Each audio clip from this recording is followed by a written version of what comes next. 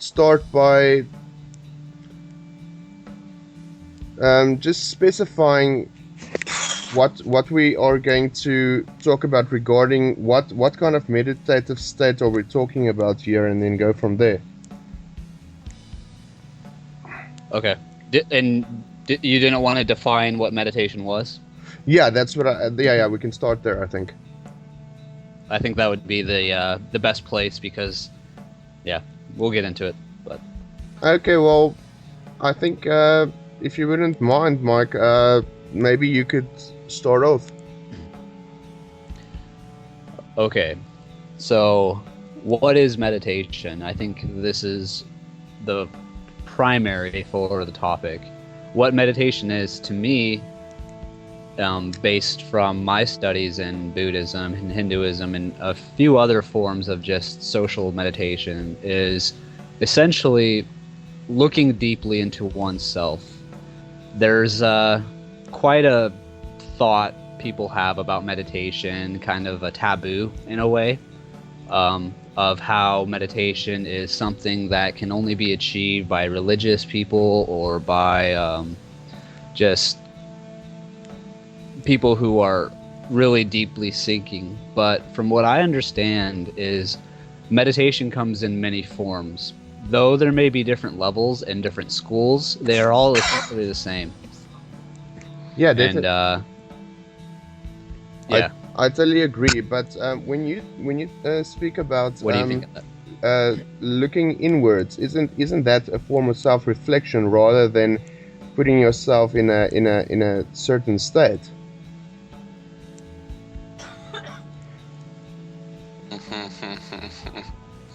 Absolutely, but what is the true difference between the two? Is self-reflection and reflection on something else not two forms of meditation? Yeah, definitely. I see it is that the only state that can ever truly be achieved is the awareness of your I, of yourself. So you can never meditate on something other than self, because it's through self that all other cognitive processes are gonna take place. So I think that I'm of the opinion that we are all constantly in a state of meditation and or self reflection.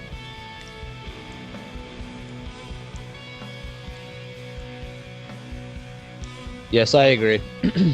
I think the primary for meditation is to reach the core of it. That's kind of where focusing on the moment, focusing on breathing, focusing on sounds, all Being of these aware. really are just tributes. Yeah. Yes, exactly. Being within the awareness of the moment. Oh, definitely. Some meditations, some meditations are structured to help people that don't understand that, and that like beginning meditation, or you'll see commonly, meditation for beginners, and it's just the really simple be here now. It's a lot of what like Eckhart Tolle and John Kabat-Zinn and then various other new age, I would say, meditation teachers kind of try and usher into your thought process, kind of try to help you cultivate this form of seeing to help you reach the deeper and more intuitive, or the more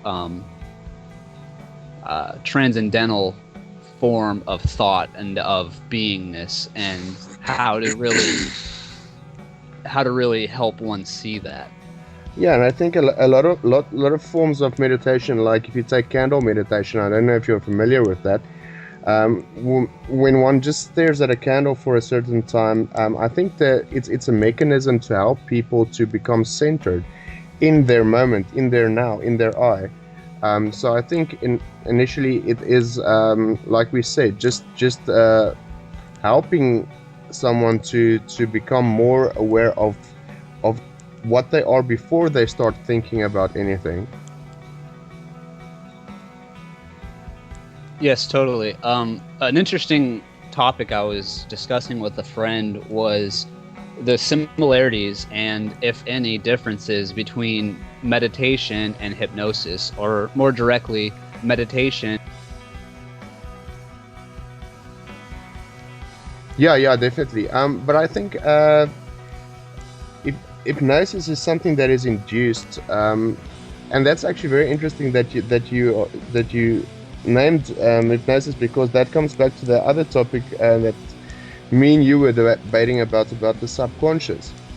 Is putting somebody into a state of hypnosis would be contacting the so-called subconscious directly and manipulating it to respond to certain stimuli. So yeah, that's very interesting. It's actually very, very deeper if we go into it from this direction. I see them as being correlated. I see them as being sort of the Western in-depth search inwardly, or like a psychological correlation with meditation. Like you get the Eastern school of thought and philosophy, and it essentially is the same thing as, like you said, induced, but you can also say that meditation simply is self-hypnotizing. It's like induced by your own self, or even guided meditation. And that's what a lot of problems have with these kind of teachers, is they simply just dismiss it as a group hypnosis or a singular hypnosis. But in my opinion, they are both one and the same. They are both achievable by your own determination and by your own level of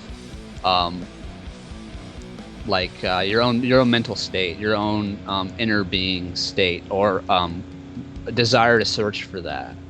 My only problem with inducing something from, like you spoke about, some people calling just seeing it as group hypnosis or self hypnosis.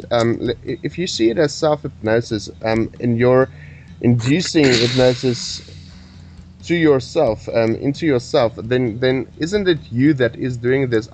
Then you're separating yourself. In other words, I think between two types of consciousness: the one that is doing the inducing and the one who is affected by it, or I don't know.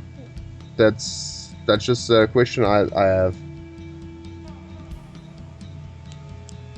Yeah, it's kind of like the duality of the self between the meditator, who is the reality. Basically.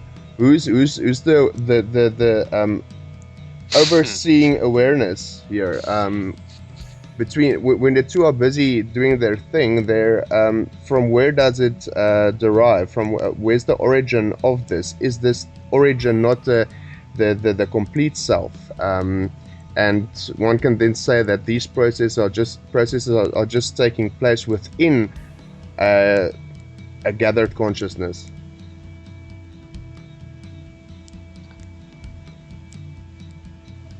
Do you understand where I'm going with this? Yeah. It's the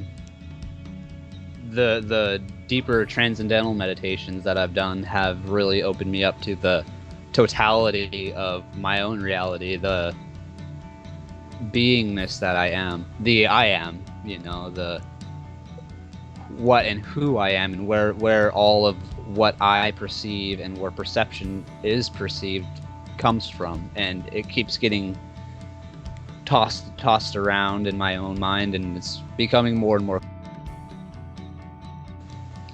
I would say just so we can all get a little bit better idea of where we're coming from on this subject and where we stand on the topic of the metaphysical, and exactly what anybody is trying to convey in what they're saying, because you can talk about meditation and you can talk about transcendentalism and you can talk about Buddhists and Hindu and all this other, but unless I guess we get a understanding of what scope of metaphysics we're talking about. I mean, if you're talking about just combined group meditation or singular meditation by yourself, or a state of mind where you are reached a flow state, or you are on a different, you're in a theta wave brain state, if you're in a decreased frontal lobe state, if you're in a, now are we talking about, do you want an answer, a metaphysical or physical answer? Like, do you want to talk about physiology? Do you want to talk about neurochemistry? Do you want to talk about, you know, space? Do you want to talk about God? Do you want to talk about the I am? You know, it's there's so many answers to this question that are all right, and it just depends on who, you know, where you're looking, where you're standing. Exactly. Definitely. I agree with that. Yeah. I think let's for the sake of the argument talk about the I amness state. The trying to define the consciousness and the effect of meditation on the consciousness of self. How is it induced? Is it possible to induce the state? And furthermore, what types of meditation do you think are relevant and valid to this topic, and what kind of meditations in schools do you think are just don't have a clue actually what's going on or what they're trying to do? Because I think meditation is something that is like Michael said, has got a bit of a stigma and taboo to it. What the question further on is what is one trying to reach through this? What is the purpose of this function? So what do you want to try and reach when meditating? Now, I would say that the primary, I don't want to call it problem, but let's just say hurdle that a lot of people reach when they go for this approach is that they're trying to achieve a state. They're trying to get to a place or really grab onto something. And I think this fundamentally goes quite against what the true teachings of like Advaita Vedanta, yes, or even the true Buddha's teachings about. It's not achieving anything. Rather, exactly. It would be more of letting go. It would be more of being and embracing what is, rather than going forth, going to, breaking through barriers and breaking through walls. I mean, yes, in a way, you can say that, but I think those teachers that say those kind of things use it for you to help you visualize or help you conceive the goal, the truth that already is, because we have so much conditioning, so much belief in what isn't, and what is fundamentally momentary, fundamentally changing. And yet, even thought on that, we still grasp for it. We still strive for what isn't instead of what is. So that's really where a lot of this problem comes from, where a lot of this sort of idea of obtaining something. I think what we need to put in the front is, I think so the state one is trying to reach is not something beyond or other to self. Like you said, these teachers that speak of meditation and give you the tools and mechanisms to use, I think what they're really, like you said, trying to do is to get you to acknowledge your moment, yourself, your I amness in every moment. So when this is, I think when this is reached, when one starts to do this, you could say that one is constantly from there on after in this so-called state of meditation. But like we said, I think it's more a state of awareness, a state of complete awareness of self.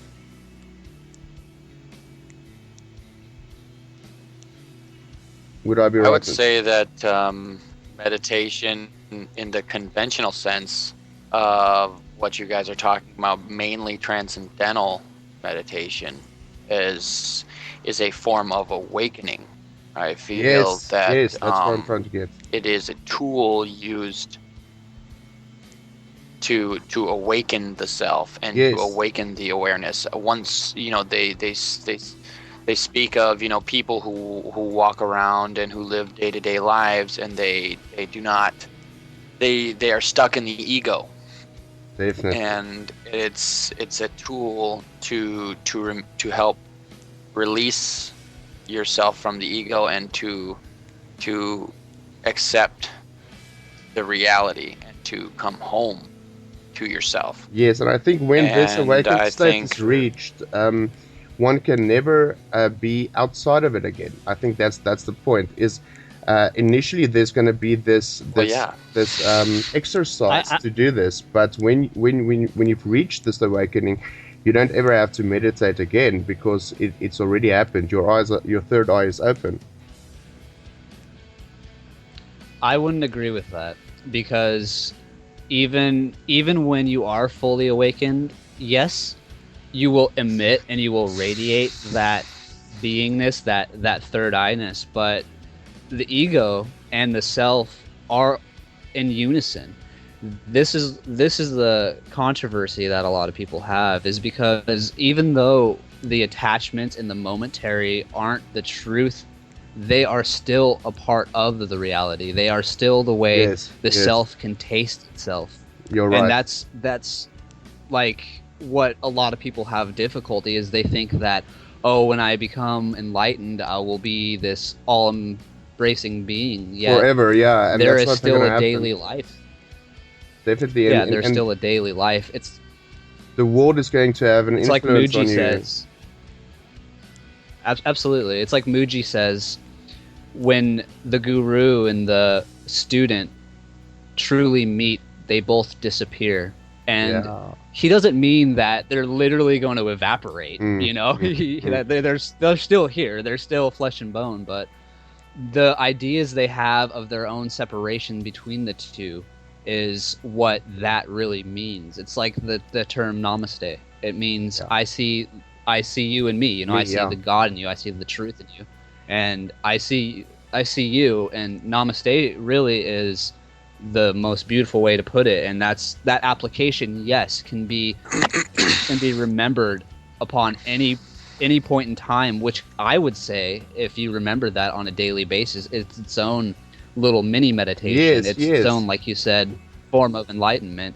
So, And that's the goal. That's the point. so from here, we could say that should actually see and use meditation as a way to center yourself again, um, regarding your awareness, and just to come back to that realization, that the I amness.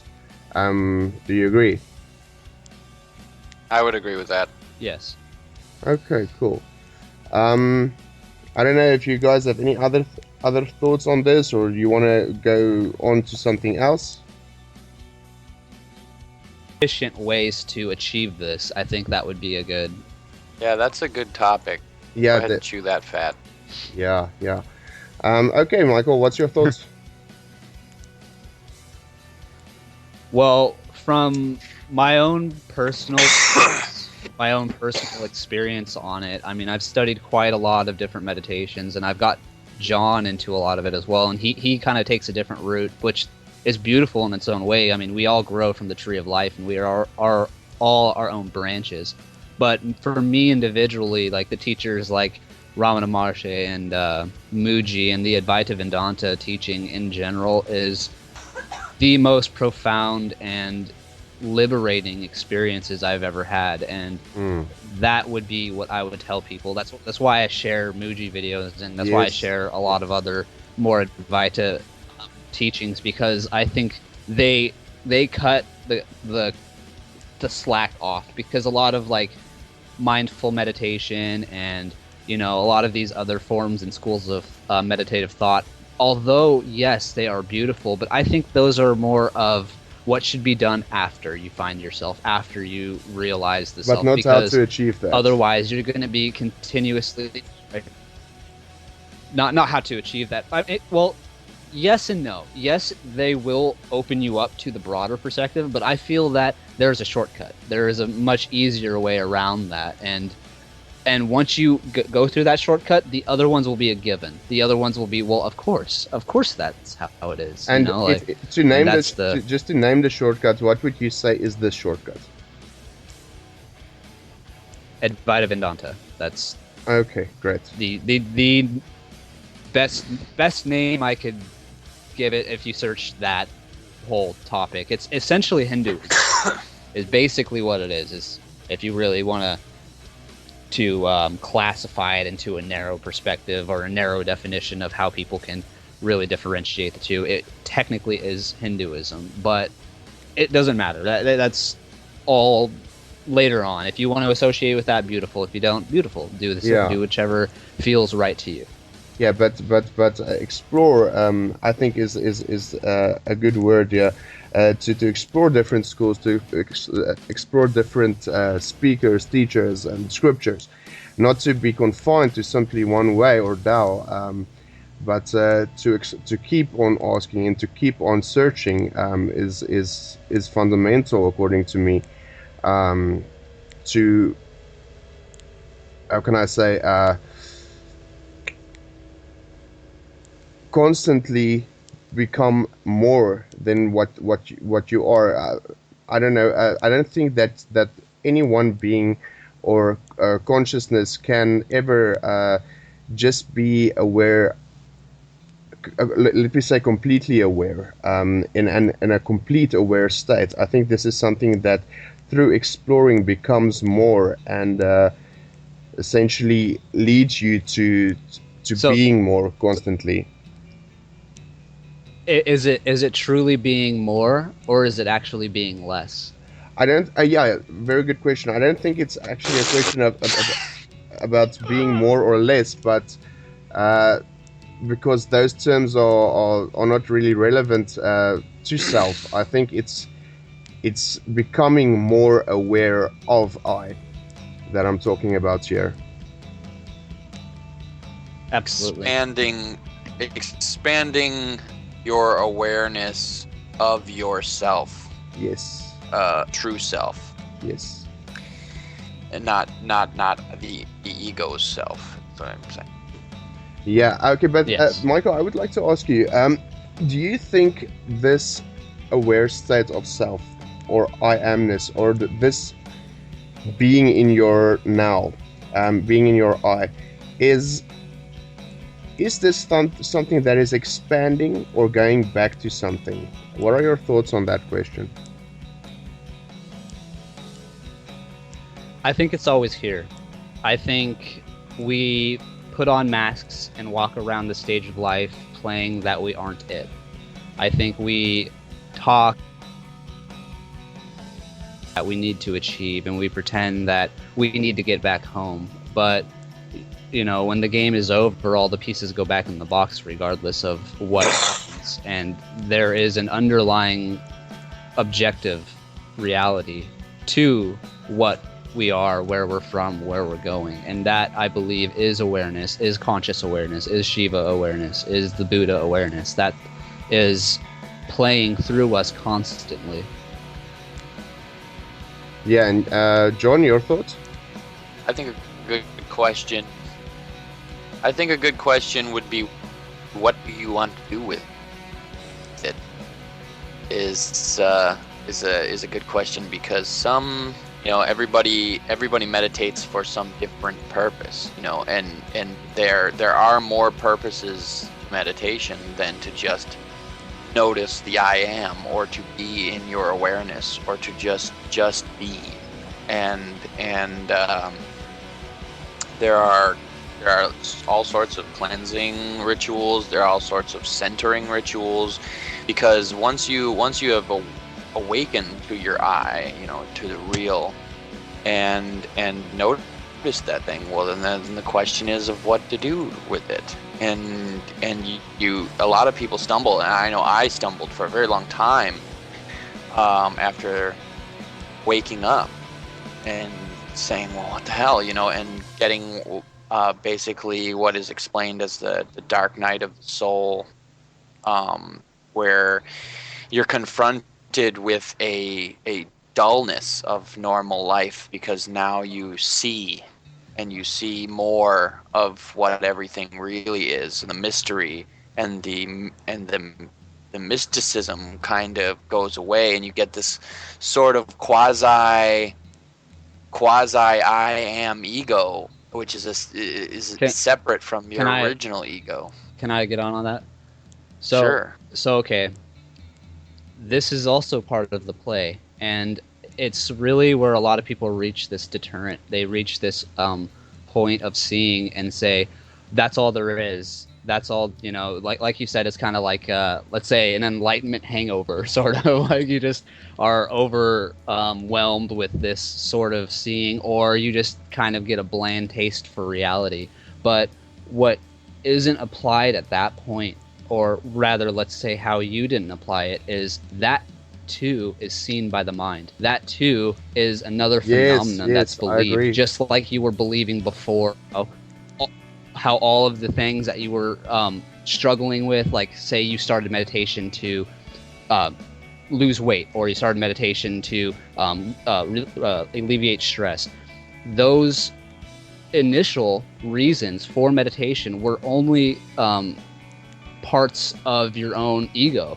And once you achieved what you called enlightenment, the achieving of enlightenment seen from the mind's perspective is only an accentuation of the ego, just in a different form. Yes. And after that, once you achieve said enlightenment, the next downward spiral, or dark night of the soul, as you called it, is also just another mask of the ego. Yes. I read something. Right. This is what I wanted to talk about: is the folding of the onion. Yes. I read something the other day. I said, furthermore, I'm of the opinion that enlightenment as concept can be seen as the direction one's being should be moving in. However, I do not think that it's something that we are going to reach. This is because existence is not set, but rather an infinite motion. Therefore, one should understand that you don't exist. You are in the process of existing. This infinite becoming of more can be seen as the true consciousness of self and the creating is.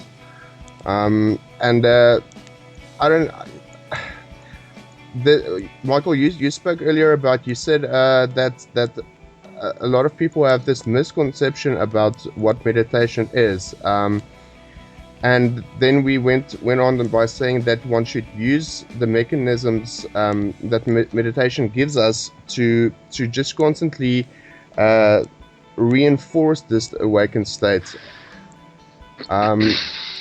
I think because a lot of teachers out there and spiritual sites and so get stuck on this enlightened state. If you, like you said, when they believe when you are enlightened, that just acknowledging your aware state is enough, and I feel that through this conversation we have established that it's not all. You need to do more. You need to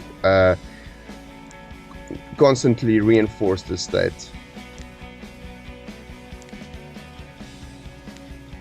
Yeah.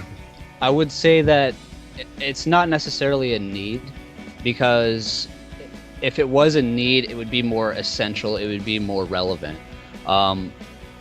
Because yes, to my view personally is, like I said, all the pieces go back in the box regardless, but to find the self, to find that center in your own life is the most beautiful thing you can do. And it emanates peace and love, and that in turn will make others around you have like just a much more pleasant experience. And the cause of all of our suffering, all of our problems, although may be attributed to ego, and they might also bring others down as well. Granted, people can interpret things differently and react differently. It's better to help them see I would say, and that's where Mahayana Buddhism really accentuates more, and the helping others see aspect. But I don't think that should be a primary. I think that should be the results. John? Well, I agree with Mike John on it should be a result. I think that the awareness and the state of being after should definitely be a result more than a benchmark of something. But I do also believe with you, Kurt, on what you're saying, with using meditation to consciously remind the self to get that, to go back on that wavelength, and to, because it is, well, for me at least, possible to fall off the bandwagon, you know, and regular life that we live every day is doesn't really convey, you know, it doesn't really give you a prime opportunity to stay in an enlightened state of awareness, which is, you know, even some of the, you know, I mean, look at just like you look at Eckhart and you look at Ram Dass, you know, and they're just people just like us, and everybody's, what they're trying to say is that, you know, we are all the same, and, you know, not more than just the same, we are all one. And, you know, the scope is a little bit different. I think a lot of people try to take and put the us in a bunch of little boxes and call them we, and Yeah. it gets a little disconnected, you know, from the reality, and that's where our society really comes in and starts spreading us thin. That's what I feel has happened, and it's just using meditation to come back to the self, to the one, to the compassion for yourself, for everyone, and for the whole, is a situation when you can meditate in the forest or outside somewhere on a mountain and be with the mountain as yourself, or be with the trees as yourself, and be with someone else, you know, in group meditation, and as a group, be one with them. And then it's a letting go of the ego, it's a letting go of the I, and reminding you, and turning the awareness back to itself, which I feel is essential for anyone who has awakened. I feel it is essential to return at least on some regimen to exercise the mind, and because the mind does play tricks on us, you know, and it plays a tug of war for the awareness, whether or not I'm me or I'm us, and I am the I am, you know, the all-knowing. But then the questions arise and the mind plays tricks, and you can say, well, yes, I know, or yes, I understand, but is the mind's job in survival for the human being is to grasp onto the I, into the ego, and it's definitely a struggle. And I find that meditation helps with empowering the self and the I to a point where you can accept the true reality and not become in a state of anxiety or in a state of fear. It is, you know, in a way where you can accept life on a different level daily, and you can accept your experience as a learning, as a expanded conscious human consciousness, an expanded earth consciousness, you know, an expanded universal consciousness, and come back to the whole with an amount of collected knowledge, through your own personal dharma, and it gets to be a place where we can all come back together, and meditation has that universal knowledge in it, and I feel like you can utilize that to benefit your life. I totally agree with you. Absolutely. I would like to build on that by saying, if I were to ask you guys a question, there's a question, and I would just like to hear your thoughts on it. If somebody says, is it possible to find self? What are your thoughts on that? Just that question. Anyone? Mike, John, I know you want to answer this one. Is it possible to find self? All right, this is a good one. Where has self been lost? Oh. Exactly. I like. Is it ever gone? Like, what is self but an idea conjured from the mind of what is? Self is not a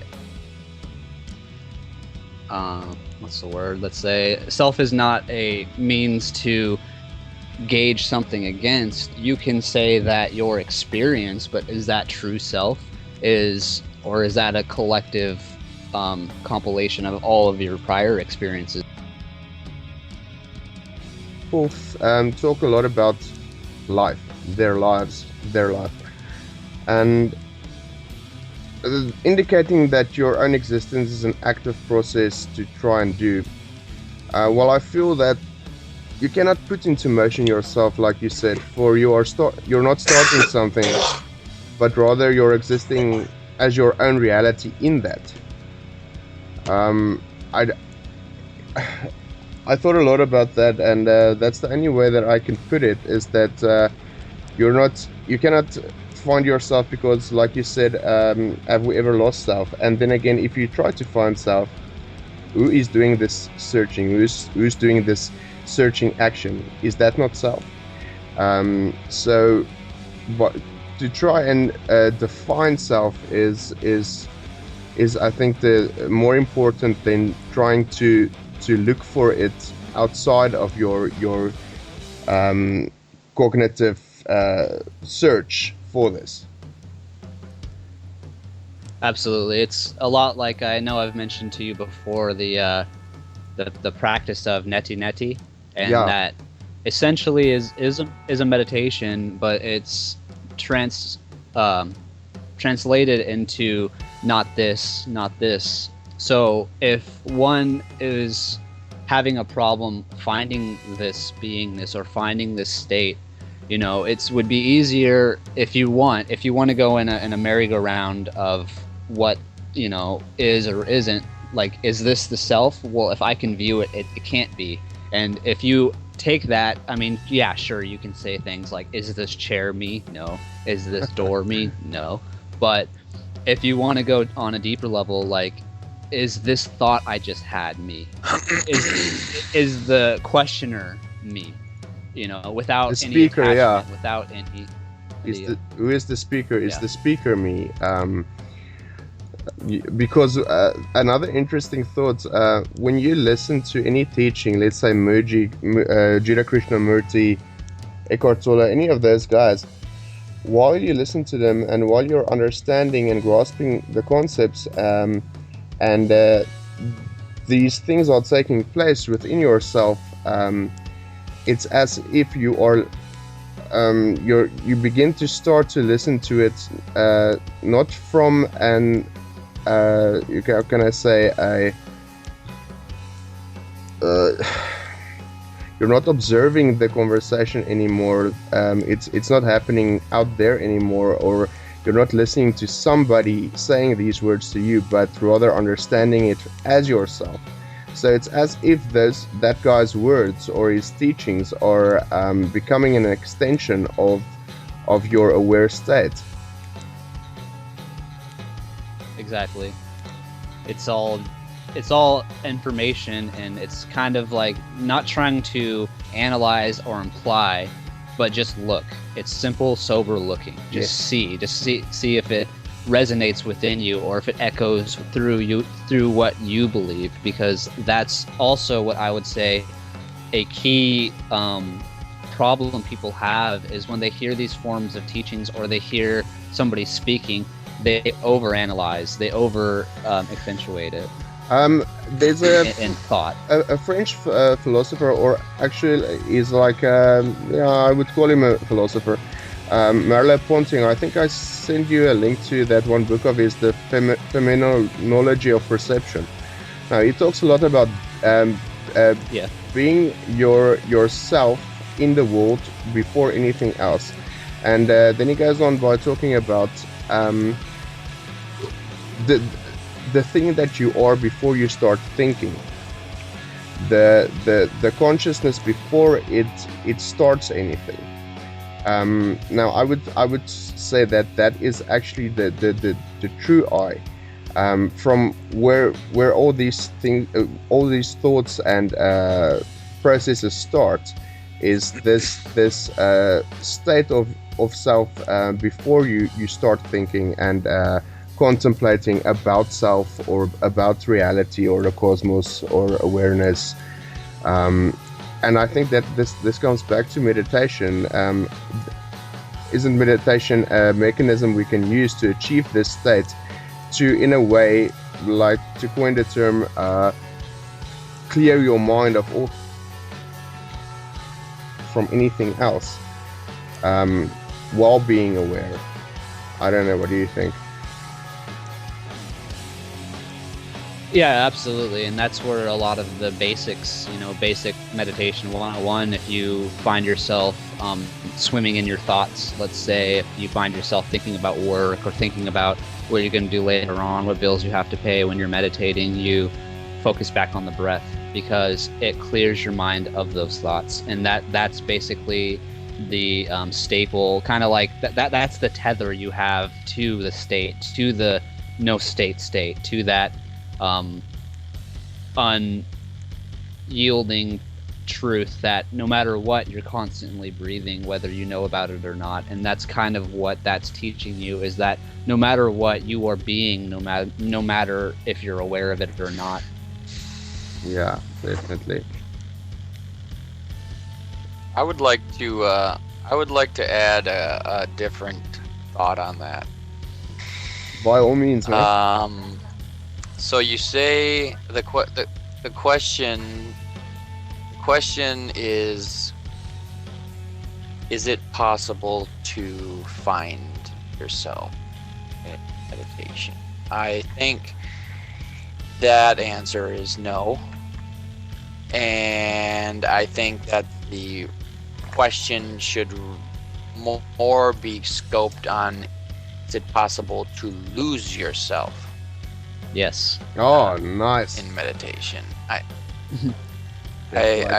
think I don't believe it's a question of finding yourself. I think it's a question more of losing the I, the ego, and do you actually lose it forever, or do you transmute it into a different level, or switch it to a higher vibration, or what is actually happening there would be a better question. I would just like to build on that and ask you, would you say that, let's say, for example, after death, the state of after this, would you guys say that this state is the true state that one can reach through meditation while living,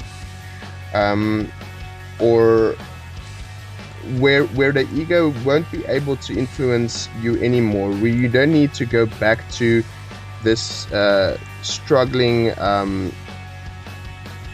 life and all the influences of this life? What are your thoughts on that? Are you talking about like an afterlife? If my ego will see to it. I would say that we are, just soap bubbles on a very vast ocean. We are always a part of it, although we might take a form of it. It's not true and it's not false. It simply is. Yeah, definitely. It's a reflection of itself. Even the terrible and even the heinous and vain things in reality are still in the totality of reality. I think the afterlife or the state of death is a lot bigger than even the I Yeah, am. definitely. I think it's much bigger than the I am. I think Yes. there is a certain level of collected knowledge. I feel like when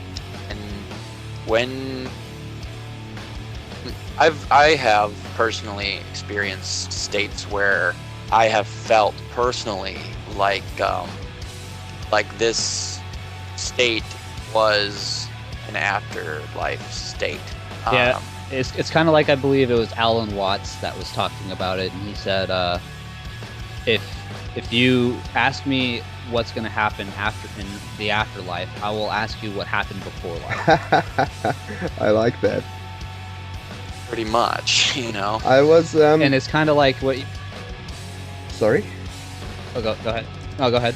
I was with one of my friends at a Psytrance festival the other day. The festival's name is called One, and we were just chilling there by our tent at the festival at night, and it was a beautiful night. You could see all the stars and everything, and we had like a how can I say? It was almost like a joint trip where we both were aware of what's happening to us at that moment, where we were looking at the stars and at the sky, and it was as if we spoke about it afterwards. The overwhelming emotion and feeling that I had in that moment was that what I was seeing was not meant for normal eyes, and that this is something where you do, or a place where you do not stumble onto very often. And that it was just a very, very cool experience, like the universe or cosmos acknowledging the fact that I am seeing this at this moment. I just thought I would throw that in there.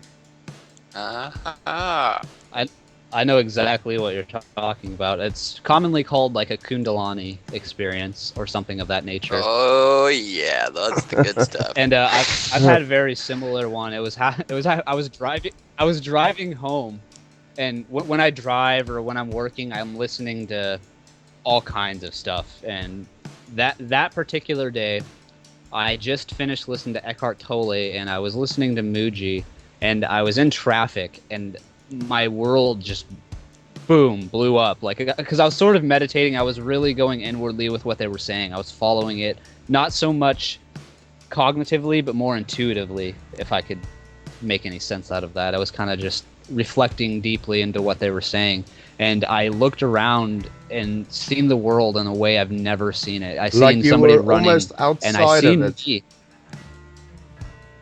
Oh, absolutely. I had no real recollection of myself. Like, it was beautiful. Like, I seen the guy running, and I seen myself in him, and I seen everyone around me as me. I seen the sky as me, as the road as me, and then traffic stopped, and I almost rear-ended somebody. Awesome. But Muji has a really good point, and he says, even these experiences, and even though they are beautiful. Way to be a come down, man. No, to come down with at the all. bummer. Not to Come with the bummer. Even though they are still beautiful, they are still elegant and pristine. These two are observed. These two. Oh fuck. Yeah. Yeah. Seriously though, this part that I just don't like But see, about it. No, because you're still in that trap. What? No, it's not the trap. For me, it's a choice for samsara. Yes, but you have to realize that even this seeing is seeing. You know, you are seeing it. So even though you feel an over amount of bliss and an over amount of excitement or happiness or love or whatever it is, that is still second to what you are. First, Well, right. first you are, and then the beautiful Kundalini experience. But yes, the Kundalini experience might be, let's say, a next transcendental step. If it is observed, is it true? I think. And what's the difference? I think when you go and ask a question like that, you go back to the question of what is truth, and according to who is it true? I think everything is true according to itself. But Absolutely. yeah, Here we go. Perspective. yeah. But like I said, on that experience with me, I was like, it's as like I said, as if the cosmos and the universe were acknowledging me. But then again, wasn't that actually the first time that I really did awake, or was I awake before that? Stuff like that. Questions like that are baffling. I would put forth, was it the cosmos recognizing you, or was it you recognizing the cosmos? Or was it It's me like recognizing myself I have as an the answer cosmos? for that. Yes. I think it was just like a fish who comes up to the top of the water and sees his reflection at the surface. Another fish is looking up, looking down at him, but it's really just him. And I think those moments are building blocks to an awakened state. I remember mine very vividly, and will never ever forget it. It's immediately cemented into my consciousness, and that exact moment, I was never the same ever again. Yeah. And it's basically what started the questions, what started the searching, what gave me the unrest, but it's a struggle. I feel like a growing pains almost, not really something that was uncomfortable or bad, but I don't know, for me at least, I think it's different for everybody, but for me at least, I felt like there was a lot of ego that needed to be looked around, and I had massive amounts of structured ego layered in my mind, and so there was quite a great fight, and it about, led me to a place where, you don't even know who you are anymore. What are you? And all those questions, and Mike, John, and me started to hang out, and then it was just a situation where we could ask questions at each other. Mike, John had been chewing these questions for a lot longer, and playing with it by himself for a while, and until we actually had another person to bounce it off of, an extra human being who cares enough to think or has awakened and is willing to have these questions and this dialogue with you. Because in the end, I think that is a very essential part of the awakening process, and essential to us as human beings as well. Yes, I feel exactly, it's and very that's what I essential. feel the whole purpose of awakening is to come back to the humanity. I have been overwhelmed with the massive sense of humanity, and Wow. and even beyond humanity, like Earth and cosmos wise, like the compassion and the humanity has been a massive staple. It's very there, and it was never really there before as much. I've always been a caring kind of person, but now it's an entirely new level of compassion, and it's very difficult to deal with at some points in time. I totally agree with you. Until you are fully accepting yourself, who you really are, and finding your true strength in the cosmos, your true depth in the ocean, you can't really handle all that shit. And it's that's part of what destroys the ego. It's part of what solidifies the shedding the bullshit, melting of the I, because the I can't you can't hold it all, and you're just like, what, you ask and ask and ask, but until you surrender and accept your reality and your dharma, then it's a real conflict. And I think that's where it comes from, is the ability to kill the ego, the ego death process. Or just kill the idea of that you are the ego. Yes, because the ego is not real. I mean. It's like trying to kill a ghost. It's not there. It's not real. And the thing is, it's recreated it. If you look at psychology, exactly the Freudian perspective about the three levels of the personality, the ego, the superego, and the ID. Those are themes created by one person, and is now broadly accepted as being the structure of the personality. And I don't feel that that is true at all. I feel that the ego, the societal indoctrination, and everything that comes with it, while doing stuff like we are doing now, and to build on what John said, is the compassion and coming back to humanity, and the roots of the I is far more important, according to me, and true, if I can use the word, than the scriptures of, let's say, the Freudian perspective on personality.